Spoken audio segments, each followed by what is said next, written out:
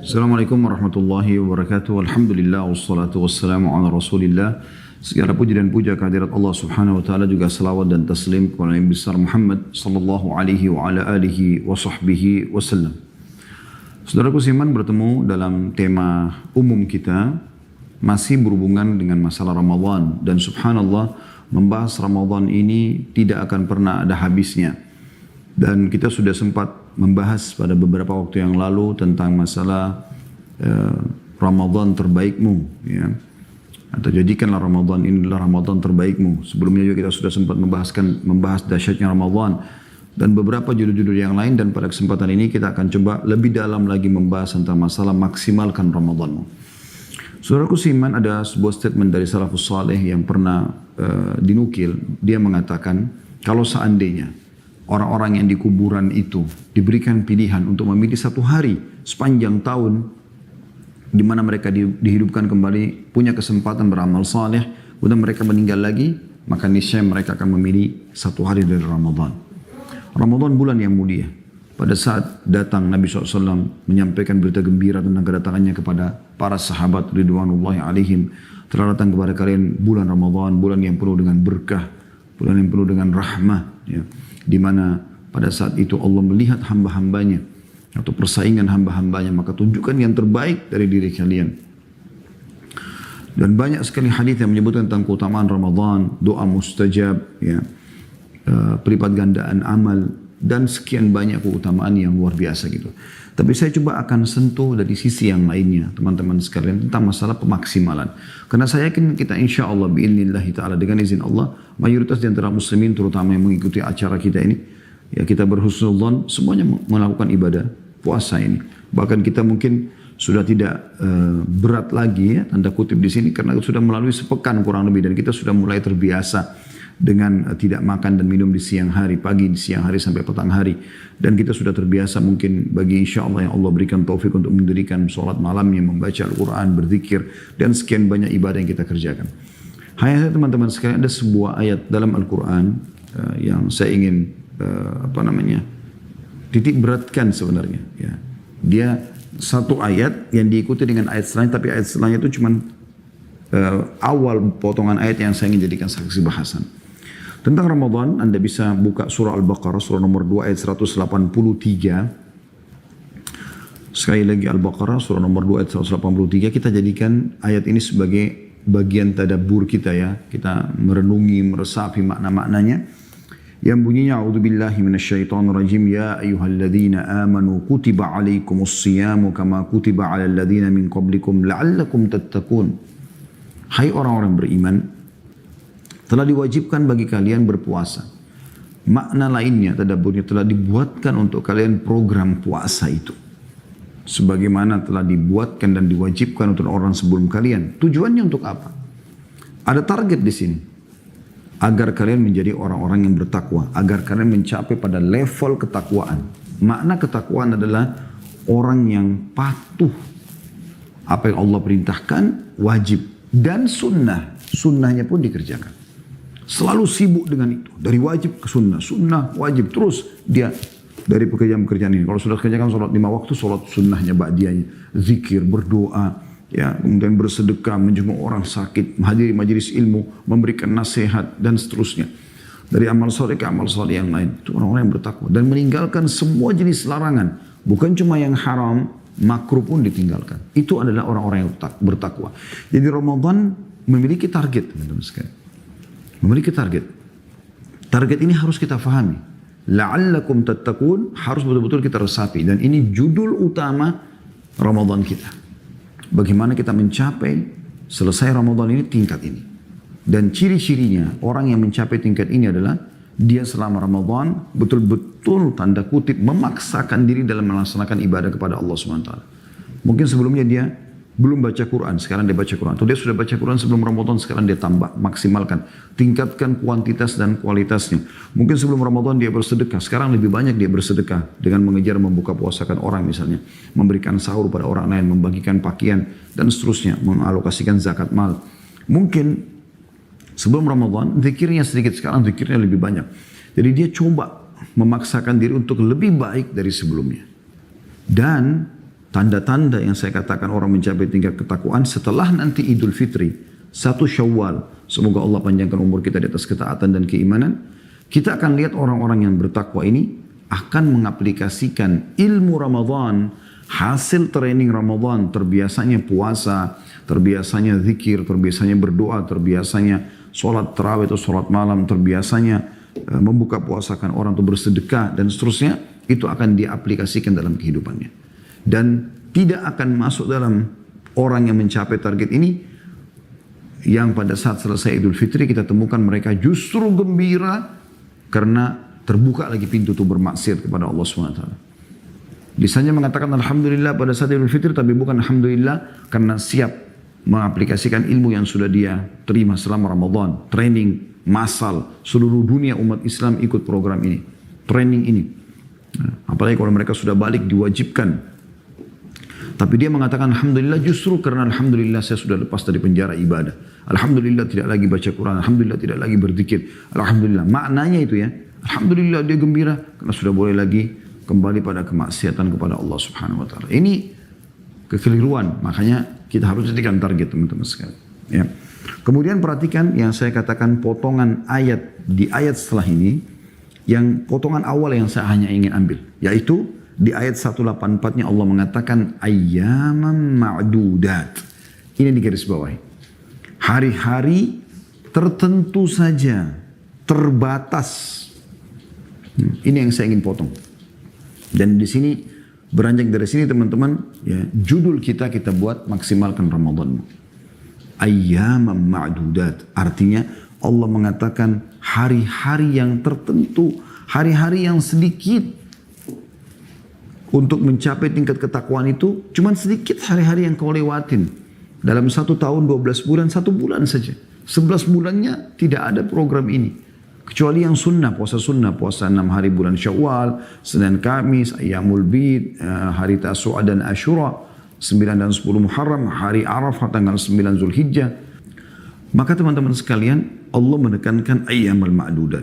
Nah sekarang coba kita masuk teman-teman sekalian ke hitung-hitungan dulu. Ya. Kita hitung Ramadan 30 hari. Sehari ada 24 jam. Kalau 24 jam itu Anda kali 30 akan keluar angka 720 jam. Jadi Ramadan itu betul-betul memang ayyamam ma'dudat. Hari-hari yang sangat terbatas. 720 jam saja dari sekian ribu jam yang Anda miliki selama setahun. Kita coba hitung-hitung secara matematika saudaraku seiman.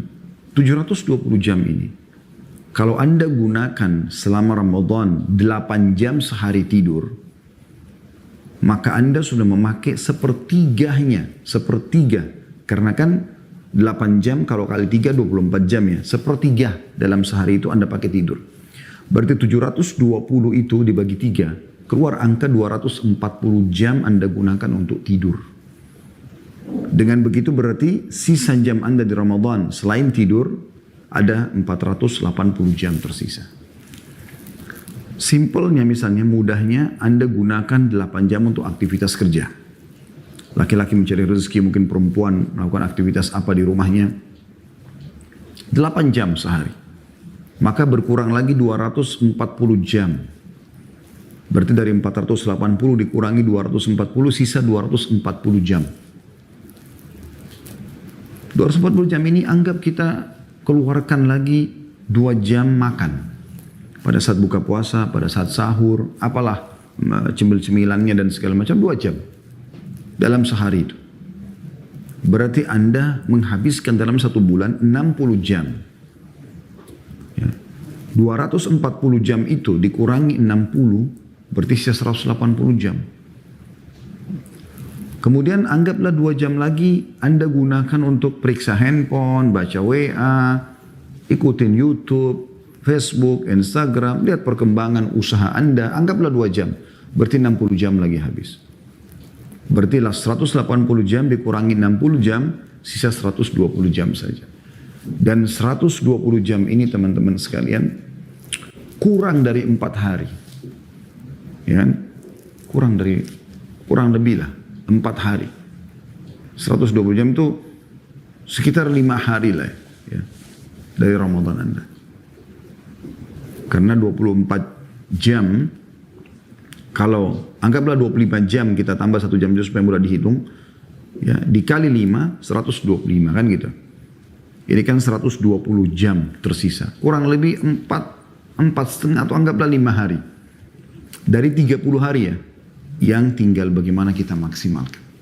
Oleh karena itu teman-teman sekalian, kita coba merenungi baik-baik. Seperti apa yang Allah katakan, ayyaman ma'dudat. Benar-benar ini hari yang sangat terbatas.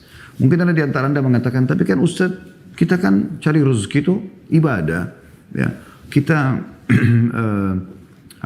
tidur bisa diniatkan, walaupun tidur mubah bisa jadi ibadah. Kalau kita niat untuk memberikan hak badan, supaya lebih kuat ibadah, lebih kuat cari rezeki. Itu benar semua jawabannya.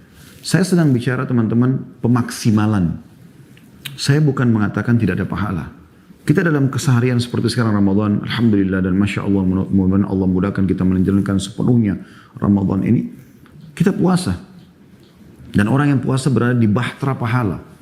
Sekarang walaupun Anda sedang duduk mendengarkan ceramah ini, atau ada teman-teman kita yang lain muslimin sedang sibuk bekerja, mungkin ada yang sedang belanja di pasar, mungkin ada yang sedang ngobrol sama temannya, dia tetap berada di bahtera puasa. Ada pahalanya. Iya, kita tidak pungkiri itu. Tidur, dia bisa jadikan sebagai pahala dengan niat agar memberikan hak badan. Sudah pernah kita bahas di kajian, atau sering kami bahas di kajian Minhajul Muslim, kitab Minhajul Muslim ditulis oleh Syekh Abu Bakar Jazair rahimahullah, tentang bagaimana amal-amal mubah bisa menjadi sunnah, bisa menjadi pahala. Seperti tidur, kalau kita niatkan memberikan hak badan, kemudian kita mandi juga karena ingin memberikan haknya badan, kita makan karena ingin memberikan haknya badan ya, lapar itu dari Allah SWT supaya kita berikan nutrisi tubuh kita, haus supaya kita memberikan air ke dalam tubuh kita. Karena kita niatkan karena memberikan hak yang telah Allah amanahkan itu, maka kita bisa jadi pahala, gitu kan. Mungkin juga, bukan mungkin, memang orang yang bekerja kalau dia ikhlas mencari rezeki karena Allah, dia juga dianggap pahala, gitu kan. Ini semua tidak kita pungkiri teman-teman sekalian. Tapi saya sedang berbicara tentang judul kita, maksimalkan. Artinya masih ada celah-celah di mana kita bisa mendapatkan ekstra pahala. Ya, misalnya membaca Quran, memperbanyak zikir, ya, melipat gandakan pahala dengan membuka puasakan orang, dan sekian banyak amal-amal yang bisa kita kerjakan.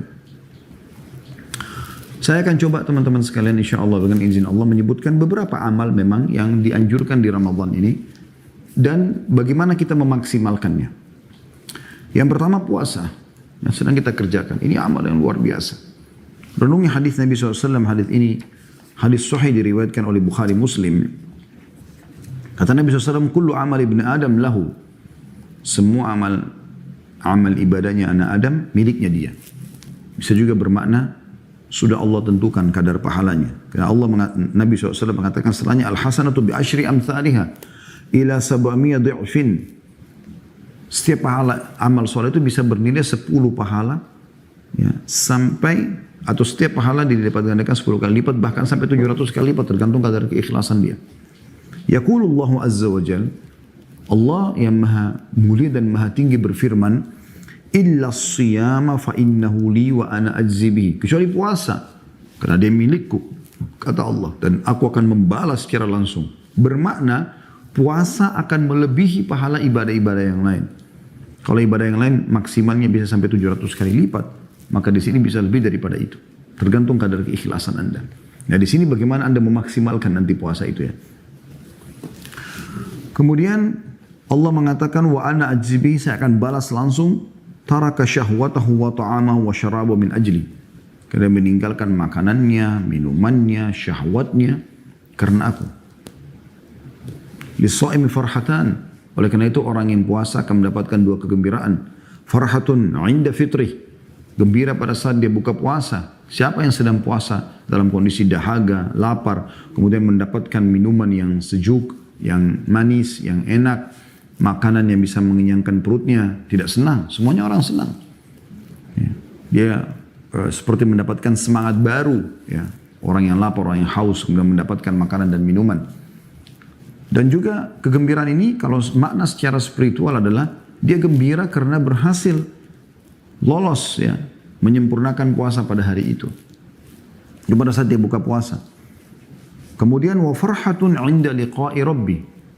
Dan kegembiraan kedua pada saat dia bertemu dengan Tuhannya. Ya. Jadi insyaallah nanti di akhirat masuk ke surga.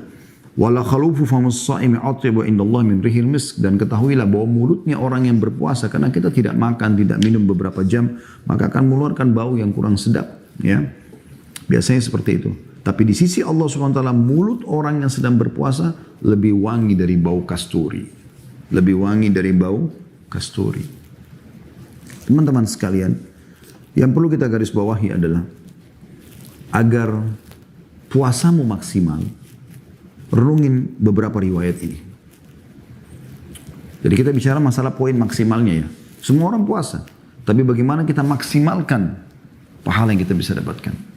Yang pertama teman-teman, hadis yang Anda harus renungi supaya maksimal puasa Anda, yaitu sabda Nabi SAW, man shama ramadhana imanan wa ihtisaba, ghufira lahu ma taqaddama min dhanbi. Siapa yang berpuasa Ramadan karena dua hal. Keimanan, yakin perintah Allah. Bukan karena lingkungannya, bukan karena atasannya, bukan karena pasangannya, bukan karena keluarganya, bukan karena sukunya. Karena Allah. Artinya orang semua ada nggak ada. Ada manusia nggak ada manusia, ada sendiri pun ada tetap puasa. Orang semua tidak puasa, ada tetap puasa. Karena Allah SWT. Dan ini penting, mengharapkan pahalanya. Ini teman-teman perlu disentuh. Mengharapkan pahala seperti apa sih? Nah, kalau ada orang ibadah tidak mengharapkan pahala, maka dia tidak peduli dengan kualitas ibadahnya. Dia tidak akan peduli. Dia seperti stor kewajiban saja. Anda ambil contoh misalnya, atau saya berikan contoh kepada Anda semuanya. Kalau ada orang sholat, dia bukan mengejar pahala sholat. Maka kita akan temukan orang ini seperti stor kewajiban. Dia datang ke masjid, masuk ke dalam masjid, dia sholat. Khusyuk nggak penting buat dia. Yang penting saya sudah stor kewajiban. Nah ini yang saya maksudkan teman-teman sekalian. Bukan itu yang ditekankan ihtisab. Kita mengejar apa yang Allah janjikan. Karena kalau kita mengejar target, misalnya kita ingin lulus pada saat ujian, mendapatkan nilai maksimal, kita tidak akan mungkin sia-siakan pertanyaan yang sudah diajukan oleh dosen di lembaran ujian. Kita akan coba maksimal menjawab semua apa yang kita ketahui agar kita mendapatkan nilai full, gitu kan? Kalau kita tahu nanti di akhir bulan kita akan terima gaji, maka kita maksimal dan kita tahu itu menjadi target kita. Kita mengharapkan balasan itu. Maka kita akan bekerja maksimal. Kita tidak akan lalai. Nah ini penting teman-teman. Jadi mengharapkan nilai ibadah atau mengharapkan nilai balasan yang Allah janjikan, itu bagian daripada syariat.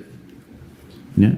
Jadi kalau Anda tanya, boleh nggak saya sholat malam supaya doa saya diijabah? Boleh, karena memang begitu hadisnya kan.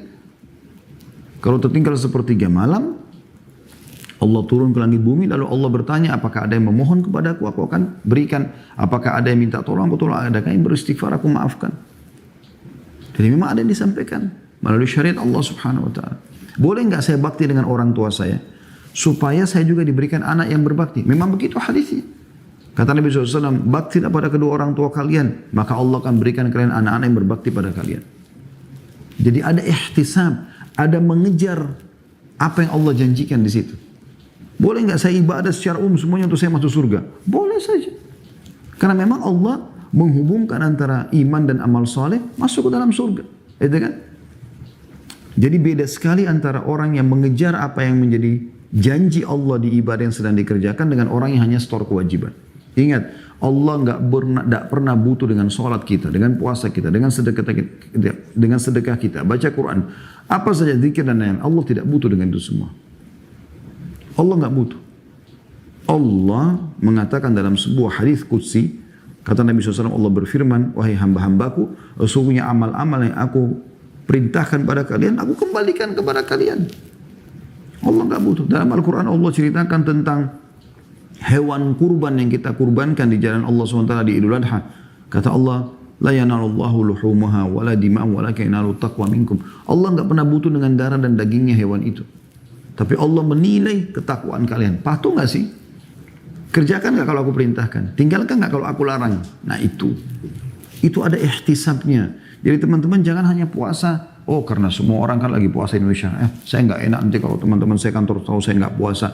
Oh nanti kalau istri saya bilang apa, suami saya bilang apa, anak-anak bilang apa. Bukan karena itu. karena iman kepada Allah, ada orang nggak ada orang saya tetap puasa dan juga saya mengejar pahala maksimalnya. Ya, apa yang dijanjikan pada saat puasa ini, misalnya sampai tadi kalau ibadah-ibadah lain sampai 700 kali lipat, kalau puasa lebih daripada itu. Berapa nih yang maksimal kita coba, ya Allah berikan aku maksimal pahala itu. Ghufira lahu ma taqaddama min dzanbi, kata Nabi SAW. Maka dengan itu dua syarat ini, karena keimanan dan dengan mengejar pahalanya, maka akan dibersihkan dosa-dosa yang lalu. Hadis yang kedua yang perlu Anda renungin dalam memaksimalkan puasa Anda, jangan pernah ikuti teman-teman sekalian puasa ini dengan dosa-dosa. Karena dosa-dosa ini bisa mengurangi kadar pahalanya sehingga tidak maksimal dan bahkan bisa sampai membatalkannya. Kalau sampai dosa-dosa sudah sangat besar, renungi hadis ini. Kata Nabi SAW, as-sawmu junnah. Puasa itu perisai. Dalam riwayat lain, as-sawmu junnatu ka junnati ahadikum minal qital. Puasa itu perisai seperti dari api neraka ya. As-sawmu junnatu minan nari ka junnati ahadikum minal qital. Perisai itu adalah puasa itu adalah perisai dari api neraka sebagaimana perisai seseorang dari kalian di medan perang untuk menangkis serangan musuh, gitu kan. Maka dia bisa menjadi perisai dari api neraka. Kita nggak masuk neraka. Dijauhkan Allah SWT dari api neraka. Tapi bagaimana caranya untuk menjadikan puasa supaya perisai? Perhatikan. Kata Nabi SAW, فَإِذَا كَانَ يَوْمَ صَوْمِ أَحَدِكُمْ فَلَا يَرْفُثْ. Oleh karena itu kalau kalian sedang puasa, salah seorang dari kalian sedang puasa, maka jangan rafath. Rafath itu mengucapkan kalimat syahwat, sayang, cinta, rindu. Bukan pada pasangan halalnya. Kalau sama istri, sama suami masih boleh. Ya. Yang sering orang lakukan pacaran. Puasa tidak lagi memperhatikan masalah ini. Pokoknya nggak peduli. Nggak boleh rafath. Nggak boleh ucapin kalimat syahwat itu. Dan ini training teman-teman sekalian. Tujuannya supaya setelah Ramadan, ingat tadi di awal pembukaan saya bahasakan, Anda menjaga itu. Kalimat cinta, rindu, sayang, kangen, apalah. Semua ini hanya dilampiaskan pada pasangan halal. Wala yafsuk. Jangan pernah berbuat kriminal, kejahatan. Apa yang dipandang kriminal oleh Allah Subhanahu wa taala, mencuri, menggibah, memfitnah, apalah semua kemaksiatan. Jangan dia buat itu semuanya. Dan ini betul-betul lagi semasa training teman-teman sekalian. Kalau seseorang sudah terbiasa mengontrol dari awal Ramadan sampai akhir Ramadan, perbuatan-perbuatan yang ditinggalkan sama dia setelah Ramadan, dia akan lebih mudah untuk menjaganya. Gitu kan? Sehingga dia mencapai tingkat ketakwaan tadi yang awal kita jelaskan. Kemudian lanjutannya kata Nabi SAW, wala yajhal, jangan dia berbuat sesuatu yang bodoh, sia-sia, nggak ada manfaatnya. Bahkan kata Nabi SAW, supaya puasa bisa menjadi tameng dari api neraka, fa in sabau ahadun falyaqul inni mru'un shaim. Kalau ada yang ajak dia bertengkar, ribut, mencaci maki dia mengatakan saya sedang puasa. Maknanya apa? Seperti dia mengatakan saya sedang ikut program puasa nih, pembenahan diri saya nggak mau ikut-ikutan. Kamu mau ribut aja sendiri. Sampai seperti itu. Dia mengatakan saya sedang puasa. Juga hadis Nabi SAW yang berbunyi dalam hadis Bukhari, tadi itu hadis Bukhari Muslim ya, tentang masalah perisai. Juga hadis Nabi SAW, man lam yada' qawla az-zuri wal 'amala bihi falaysa lillahi hajatun fi an yada'a ta'amahu wa syarabahu. Barang siapa tidak menahan diri dari ucapan dusta dan perbuatan dusta. Semoga Allah maafkan kalau terjadi. Tapi ini peringatan Nabi SAW. Supaya maksimal pahala puasa kita. Maka sedikit pun Allah tidak sudi menerima puasanya meskipun ia menahan diri dari makan dan minum. Berapa banyak orang tetap jalan dengan manipulasi datanya. Dengan membohongi atasannya, mencuri jam kerja. Dengan membohongi anak-anaknya dengan janji palsu misalnya, dan seterusnya. Dia tidak sadar puasanya bisa batal. Minimal sekali berkurang kadar pahalanya. Oleh karena itu orang kalau puasa, harus ikut puasa juga teman-teman sekalian, pendengaran. Jangan dengar lagi hal-hal yang haram. Yang didengarkan cuma Al-Quran dan nasihat ceramah. Yang lain atau mungkin urusan bisnis yang bermanfaat, yang lain tidak ada. Juga meliburkan penglihatannya. Nonton habis, nonton cuplikan yang haram. Di medsos kah, di TV kah, segala macam. Habis waktunya untuk itu. Dari sinetron ke sinetron, dari film ke film. Ada orang Ramadan itu dari pagi nonton film bersambung, ini sebentar India, sebentar action barat, sebentar ini, sebentar itu. Hanya untuk menghabiskan waktu supaya dia tiba buka puasa. Kenapa ini akhi dan ukhti? Kenapa bukan yang dilihat adalah ceramah? Kenapa bukan yang dilihat itu sesuatu yang bisa menambah keimanan, bertafakur? Di YouTube pun Anda silakan. Di YouTube kan terbuka sekali. Boleh bermaksiat, bisa saja. Boleh bermaksiat, bisa. Boleh juga orang berbuat kebaikan kan. Misalnya kita mengutik misalnya keajaiban penciptaan Allah. Kita melihat burung-burung, langit. Kita kalau bosan, mungkin jenuh. Di ceramah kita bisa pindah ke tafakur gitu kan. Kita bisa pindah ke ilmu pengetahuan, informasi yang mungkin kita bisa dapatkan, gitu kan? Apa sajalah, mungkin di bidang kita atau di luar bidang kita misalnya. Lisan, jaga kontrol lisannya. Jangan lagi menggibah, menggunjing orang, memfitnah, mencaci maki, bertengkar. Juga seluruh anggota tubuh yang lainnya. Kaki, melangkah jangan ke tempat haram, jangan tangan menjamah yang haram, kemaluan jangan letakkan pada yang haram, semua itu. Sehingga puasa kita bisa maksimal. Ya. Nah itu yang pertama teman-teman sekalian. Yang kedua, tentang masalah sholat tarawih. Yang sudah kita tahu, kata Nabi SAW, man qama ramadhana imanan wa ihtisaba, ufira lahu ma taqaddama min dhanbi. Siapa yang mendirikan malam Ramadan, ya, karena keimanan dan mengharapkan pahalanya, maka dibersihkan dosa-dosanya yang lalu. Ini hadis Bukhari Muslim. Tinggal pertanyaannya, bagaimana memaksimalkan sholat tarawih itu? Ya. Mungkin semua orang mengatakan, saya kan sudah sholat tarawih Ustaz. Baik, bagaimana memaksimalkannya? Gitu.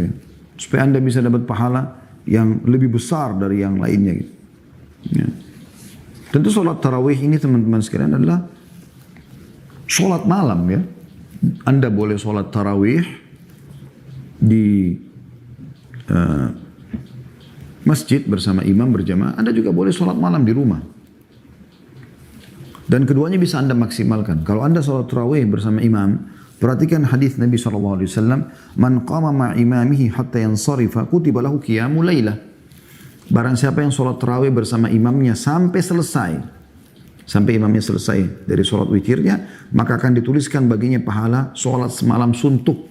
Seperti salam, berdiri lagi sholat. Salam, berdiri lagi sholat. Terus dari awal Anda sholat tarawih sampai subuh. Itu kan berat sekali kalau semalam suntuk ibadah. Tapi kita bisa dapatkan pahala itu, teman-teman sekalian, dengan cara sholat bersama imam berjamaah. Itu memaksimalkan namanya, gitu kan. Atau Anda sholat di rumah. Anda enggak sholat tarawih. Anda cuma sholat isya di masjid, lalu Anda sholat qiyamul lail di rumah. Enggak ada masalah. Itu boleh juga. Ya. Bahkan Aisyah radhiyallahu anha menyebutkan kalau Nabi SAW, ya, begitu juga dengan para sahabat, selalu mengerjakan sholat malam. Dan beliau berkata, janganlah kalian tinggalkan sholat malam sebab Rasulullah SAW tidak pernah meninggalkannya. Kendati pun sakit atau sedang lesu, beliau tetap mengerjakannya dengan duduk. Ya. Umar bin Khattab radhiyallahu anhu mengerjakan sholat malam. Bila tiba pertengahan malam, beliau segera membangunkan keluarganya untuk sholat. Sambil mengatakan sholat. Kemudian beliau membaca firman Allah subhanahu wa ta'ala dalam surah Toha ayat 132. A'udhu billahi minasyaitonir rajim wa'mur ahlaka bis salati wastabir 'alaiha la nas'aluka rizqan nahnu narzuquk wal 'aqibatu lit taqwa. Yang artinya, dan suruhlah keluargamu mendirikan sholat dan bersabarlah kamu dalam mengerjakannya. Memang butuh kesabaran. Ya. Artinya kalau mau maksimal sholat tahajud, bangunkan istri dan atau suami kita bersama. Jangan sendirian. Kami tidak meminta rezeki kepadamu, kata Allah. Kamilah yang memberi rezeki kepadamu, dan akibat yang baik hanya bagi orang-orang yang bertakwa. Dalam sebuah hadis yang sahih kata Nabi SAW, semoga Allah merahmati seorang laki-laki, suami, yang kalau dia bangun malam ingin sholat, dia bangunkan istrinya. Dan kalau istrinya nolak, dipercikkan air di wajahnya. Dan semoga Allah merahmati seorang istri yang bangun ingin sholat malam, kalau dia bangunkan suaminya, dan kalau suaminya nolak, dia percikan air di wajahnya. Jadi kita bisa lihat ini pemaksimalan namanya. Sholat berjamaah. Mumpung ada dalilnya. Kalau nggak ada dalilnya nggak boleh gitu kan. Tapi ada dalilnya memerintahkan kita boleh sholat berjamaah. Maka jangan sendiri-sendiri. Ada banyak keluarga begitu, istrinya sholat sendiri, suaminya sholat sendiri. Kenapa nggak bersama-sama? Supaya kebersamaan itu selalu ada. Dan ini keromantisan dalam rumah tangga teman-teman sekalian. Ini perlu digarisbawahi, ya. Jadi memaksimalkan pada saat sholat malam. Dan kalau anda sholat bersama imam, ya berarti imam baca sesuai dengan yang Allah mudahkan buat dia. Dan memang imam dianjurkan untuk tidak panjang-panjang sholat, ya. Secukupnya, karena ada orang makmum yang orang tua, ada anak-anak, ada wanita mungkin yang lemah gitu kan. Kata Nabi SAW, kalau kalian sedang mengimami sholat maka ya ringkaskanlah, bukan buru-buru. Bukan juga terlalu pendek, enggak. Karena bersama dia orang-orang yang tua, orang yang punya hajat dan seterusnya. Tapi kalau dia sholat sendiri maksimalkanlah. Dia boleh membaca ayat. Nah di sini kalau sholat malam bersama istri, bersama suami, anda boleh baca panjang. Bahkan sekarang fatwa ulama yang belum banyak hafalannya boleh pegang mushaf sambil sholat sunnah. Anda bisa pegang handphone anda, buka aplikasi Al-Quran, atau anda pegang mushaf sendiri, fisik Al-Quran anda baca. Mulai dari awal Al-Baqarah gitu kan. Sampai nanti insya Allah mengkhatam surah Al-Ikhlas. Jadi maksimalkan. Nah dengan cara tadi kalau di masjid sholat berjamaah sama imam sampai imam bubar, atau sholat malam di rumah dengan cara membangunkan pasangan, membaca ayat yang dipanjangkan, ya, memperbanyak doa, memperbanyak istighfar di waktu as-sahar atau di waktu sahur, ya. Dan waktu mustajab doa, waktu diterima istighfar atau permohonan ampun seseorang, itu memaksimalkan namanya.